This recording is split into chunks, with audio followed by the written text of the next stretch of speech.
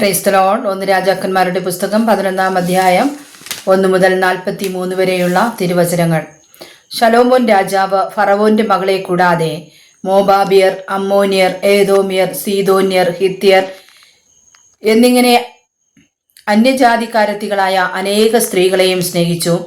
നിങ്ങൾക്ക് അവരോട് കൂടിക്കലർച്ച അരുത്, അവർക്ക് നിങ്ങളോടും കൂടിക്കലർച്ച അരുത്. അവർ നിങ്ങളുടെ ഹൃദയത്തെ തങ്ങളുടെ ദേവന്മാരിലേക്ക് വശീകരിച്ചു കളയുമെന്ന് യഹോവ ഇസ്രായേൽ മക്കളോട് അരുളി ചെയ്ത അന്യജാതികളിൽ നിന്നുള്ളവരെ തന്നെ.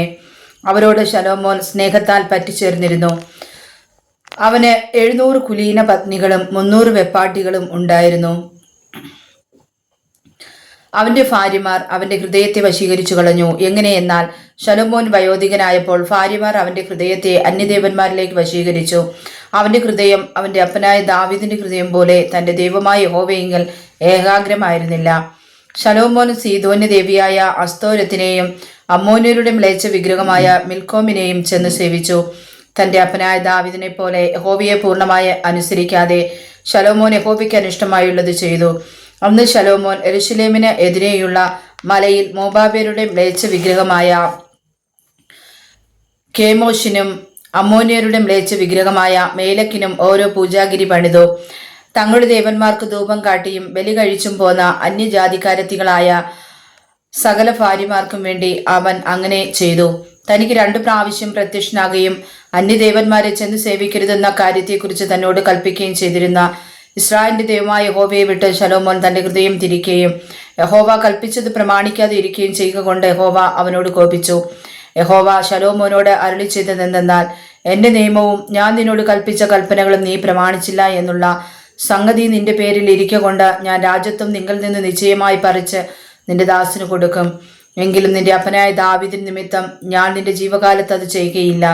എന്നാൽ നിന്റെ മകന്റെ കയ്യിൽ നിന്ന് അതിനെ പറിച്ചു കളയും. എങ്കിലും രാജ്യത്വം മുഴുവനും പറിച്ചു കളയാതെ എന്റെ ദാസനായ ദാവീദിന് നിമിത്തവും ഞാൻ തിരഞ്ഞെടുത്ത യെരൂശലേമിന് നിമിത്തവും ഒരു ഗോത്രത്തെ ഞാൻ നിന്റെ മകന് കൊടുക്കും.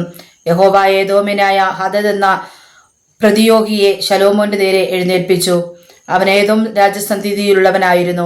ദാവീദ് ഏദോമ്യരെ നിഗ്രഹിച്ച കാലത്ത് സേനാധിപതിയായ യോബാബ് പട്ടുപോയവരെ അടക്കം ചെയ്യുവാൻ ചെന്ന് ഏദോമിലെ പുരുഷ പ്രജയെ ഒക്കെയും നിഗ്രഹിച്ചപ്പോൾ ഏദോമിലെ പുരുഷ പ്രജയെ ഒക്കെയും നിഗ്രഹിക്കുമ്പോളം യോബാബും എല്ലാ ഇസ്രായേലും അവിടെ 6 മാസം പാർത്തിരുന്നു.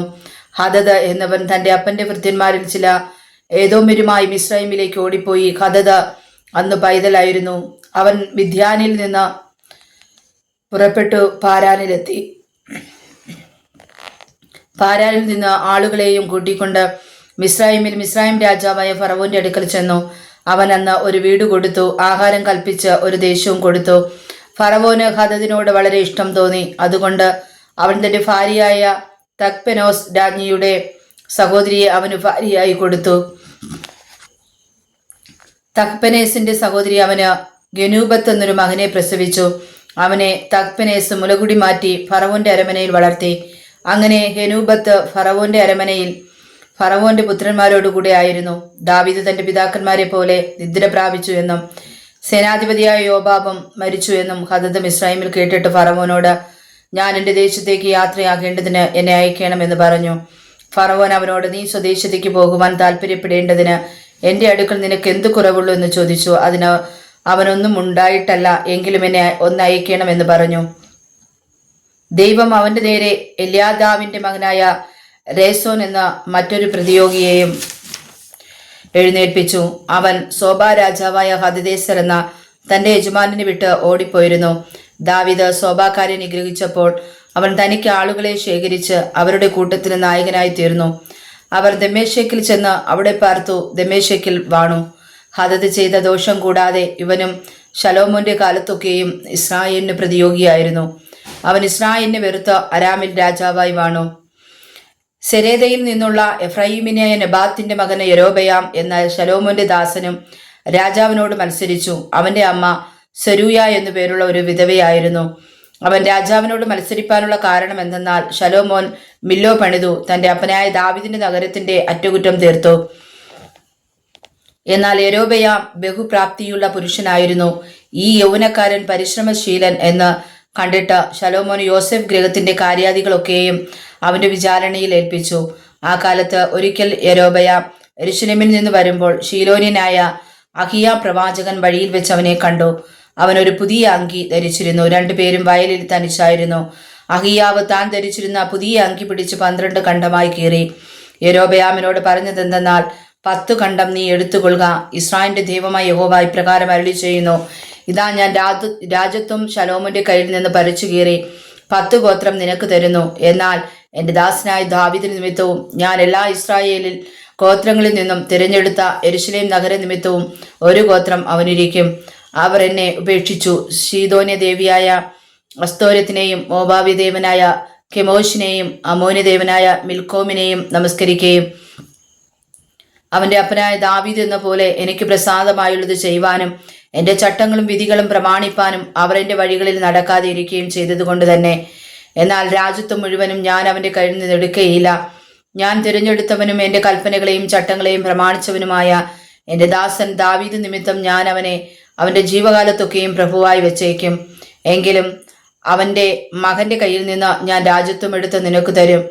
10 ഗോത്രങ്ങളെ തന്നെ എൻ്റെ നാമം സ്ഥാപിക്കേണ്ടതിന് ഞാൻ തിരഞ്ഞെടുത്ത യെരൂശലേം നഗരത്തിൽ എൻ്റെ മുമ്പാകെ എൻ്റെ ദാസനായ ദാവീദിന് എന്നേക്കും ഒരു ദീപം ഉണ്ടായിരിക്കത്തക്കവണ്ണം ഞാൻ അവൻ്റെ മകന് ഒരു ഗോത്രത്തെ കൊടുക്കും. നീയോ നിന്റെ ഇഷ്ടം പോലെ ഒക്കെയും വാണ്. ഇസ്രായേലിന് രാജാവായിരിക്കേണ്ടതിന് ഞാൻ നിന്നെ എടുത്തിരിക്കുന്നു. ഞാൻ നിന്നോട് കൽപ്പിക്കുന്നതൊക്കെ നീ കേട്ട് എൻ്റെ വഴികളിൽ നടന്ന് എൻ്റെ ദാസനായ ദാവീദ് ചെയ്തതുപോലെ എൻ്റെ ചട്ടങ്ങളും കൽപ്പനകളും പ്രമാണിച്ചുകൊണ്ട് എനിക്ക് പ്രസാദമായുള്ളത് ചെയ്താൽ ഞാൻ നിന്നോട് കൂടെ ഇരിക്കും. ഞാൻ ദാവീദിന് പണിതതുപോലെ നിനക്ക് സ്ഥിരമായൊരു ഗൃഹം പണിത് ഇസ്രായേലിനെ നിനക്ക് തരും. ദാവീദിന്റെ സന്തതിയോ ഞാൻ ഇത് നിമിത്തം താഴ്ത്തും, സദാകാലത്തേക്കല്ലതാനും. അതുകൊണ്ട് ശലോമോൻ യൊരോബെയാമിനെ കൊല്ലുവാൻ അന്വേഷിച്ചു. എന്നാൽ യൊരോബെയാം എഴുന്നേറ്റ് മിസ്രയീമിൽ ശീശക്ക് എന്ന മിസ്രയീം രാജാവിന്റെ അടുക്കൽ ഓടിപ്പോയി. ശലോമോന്റെ മരണം വരെ അവൻ മിസ്രയീമിലായിരുന്നു. ശലോമോന്റെ മറ്റുള്ള വൃത്താന്തങ്ങളും അവൻ ചെയ്തതൊക്കെയും അവന്റെ ജ്ഞാനവും ശലോമോന്റെ വൃത്താന്ത പുസ്തകത്തിൽ എഴുതിയിരിക്കുന്നുവല്ലോ. ശലോമോൻ യെരൂശലേമിൽ എല്ലാ ഇസ്രായേലിനെയും വാണകാലം 40 സംവത്സരം ആയിരുന്നു. ശലോമോൻ തന്റെ പിതാക്കന്മാരെ പോലെ നിദ്ര പ്രാപിച്ചു. അവന്റെ അപ്പനായ ദാവീദിന്റെ നഗരത്തിൽ അവനെ അടക്കം ചെയ്തു. അവന്റെ മകനായ രഹബയാം അവനു പകരം രാജാവായി. വായിച്ചത് തിരുവചനങ്ങളാൽ കർത്താവ് നമ്മെ സമർത്ഥമായി അനുഗ്രഹിക്കുമാറാകട്ടെ. ആമേൻ.